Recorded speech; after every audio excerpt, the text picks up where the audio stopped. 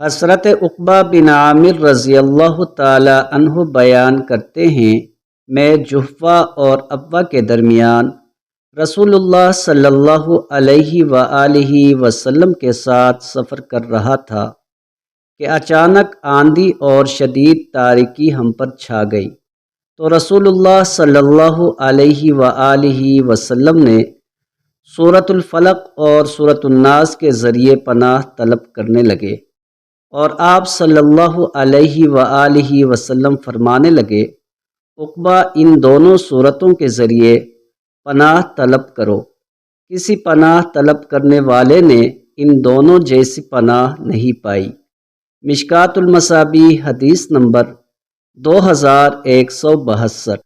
حضرت عبداللہ بن خبیب رضی اللہ تعالی عنہ بیان کرتے ہیں، ہم برسات میں ایک شدید تاریک رات میں رسول اللہ صلی اللہ علیہ وآلہ وسلم کی تلاش میں نکلے تو ہم نے آپ کو پا لیا، تو آپ صلی اللہ علیہ وآلہ وسلم نے فرمایا، کہو۔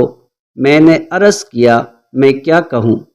آپ صلی اللہ علیہ وآلہ وسلم نے فرمایا، تم صبح و شام 3 مرتبہ سورہ اخلاص اور سورۃ الفلق اور سورۃ الناس پڑھا کرو، وہ تمہیں ہر چیز کے لیے کافی ہو جائیں گی۔